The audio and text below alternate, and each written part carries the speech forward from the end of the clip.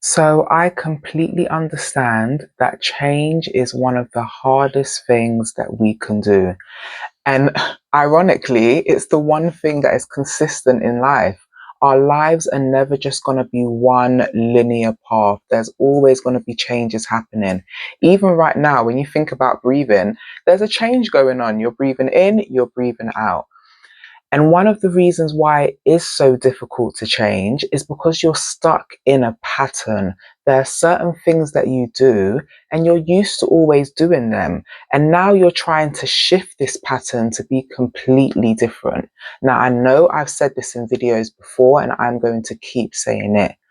Find one thing that you can change and then slowly change that pattern.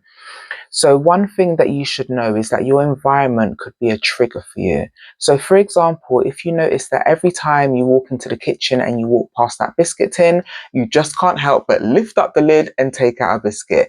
Or maybe every time you walk past a certain area in the supermarket, you can't help but pick up certain treats that you really know you don't need to be having right now. Everyone has triggers. So recognize what your triggers are and make a change. So if we're going back to the biscuit tin, simply move that biscuit tin somewhere where you can't see it early hours of the morning. Maybe put it in a cupboard. Maybe from now on, keep the biscuits in the packet and put them in a cupboard where you're not going to see them, or even put them in the fridge. Because I don't know about you, but I don't like cold biscuits. So that would mean you'd have to take them out and let them cool down or warm up to be the kind of taste that you like. But recognize what is triggering you. One of the first things you actually have to do is know exactly what it is that you want to change and ask yourself why you want to change.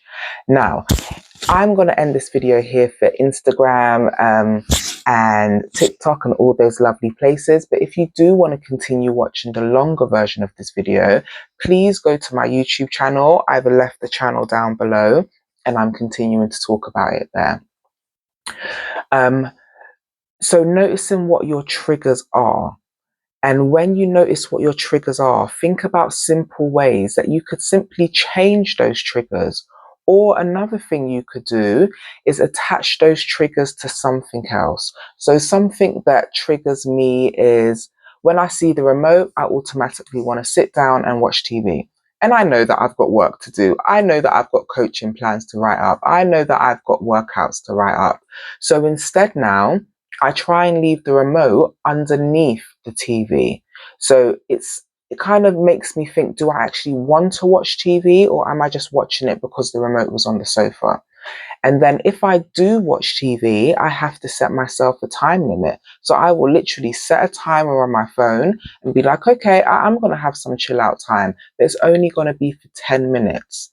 And if I continue to do that, not only will I start to gain more self-control when I'm watching TV or when I'm triggered, but I will also stop being triggered as much because I'll know, actually, I don't need to sit down and watch TV for 10 minutes. I could just see the remote, walk past it, and continue doing what I'm meant to do for the day. That's something that you could do as well. So look at your environment, have a look around and see, okay, what are things that possibly trigger me to do things that I shouldn't do? Another thing that you could do is think about where you've maybe picked these habits up in the first place. So one thing that always comes up with my clients is snacking. And some of my clients, they've picked up this habit from their parents. When they really look back to who they saw snacking the way that they snack now, it was from their childhood and how their parents ate. Maybe because of the sort of schedules that their parents had with working patterns, that's why they ate the way they did. But for them seeing it, it now seems like a normal thing. If that's the case for you, you are able to change that.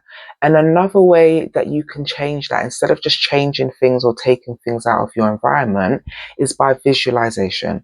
And I know everybody and anybody talks about visualization, but it's spoken about because it helps so much. You could literally think of what your trigger is. So let's go back to me and seeing the remote on the sofa, and it makes me want to watch TV. I could visualize me seeing that remote, but instead of me putting the TV on, I instead say, I'm going to go and put the kettle on, make a cup of tea, and then I'm going to go and do my work. And instead of the remote being the trigger for me to watch TV and have time out, instead it's a trigger for me to still have time out, but make it productive because it leads me to still do what I'm meant to do.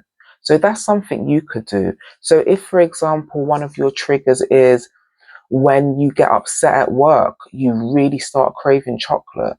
You could visualize yourself getting upset and then give yourself a different way that you're going to handle and respond to that situation, because you don't have to go to food every time. You don't have to go towards something that you know eventually is going to make you feel worse inside.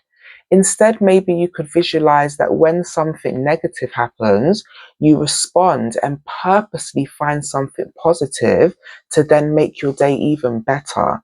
So you could then think to yourself, okay, every time my manager or my boss gets on my nerves and I feel like going to get chocolate, instead, I'm going to take that as a reminder that I'm changing and I'm becoming a better version of myself. So I'm going to walk around the office.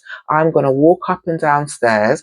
I'm going to find an excuse to walk to the post office and let out my feelings that way, instead of buying that chocolate bar, feeling rubbish about myself, having a sugar rush where my emotions are up high and then they drop down even lower.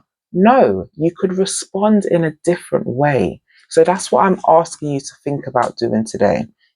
Firstly, you're going to look at your environment and notice what are certain things in your environment that trigger you. Secondly, you're going to look at yourself and you're going to ask yourself, why do I actually get triggered? What is it that really triggers me? Because sometimes we don't even notice what triggers us. We don't notice that when we speak to certain people, it brings our emotions down and makes us feel a certain way. We don't notice that when we watch certain kind of things or we're scrolling through certain kinds of videos, it's making us internally shift and feel a certain way. Really recognize what your triggers are as well. And then the last thing you're going to do is you're going to visualize how you're going to respond differently to those triggers when they come up. And remember, like I've said, and I'm always going to say, just think of one thing, focus on that, and then work on that only. Just focus on changing that one thing, because I promise you, you can do it. And it's better to start small and keep building up and slowly just actually start progressing and seeing the change than trying to go for this big change. Everything falls apart, you feel even worse, and you achieve nothing in the long run. So I'm here if you ever need any support, and if you're wondering who I am, my name is Sarah Wynn. I'm a personal trainer and a coach, and I'm here to help and support all of you women out there who are trying to empower yourself from the inside out. So I hope I'm here to help all of you women out there empower yourself from the inside out. So I really hope that this has helped to encourage one of you out there. And if you've liked it, there's no harm in pressing that little like and maybe share. And hopefully you'll be back again for another one of my videos. Have an amazing day. You are amazing.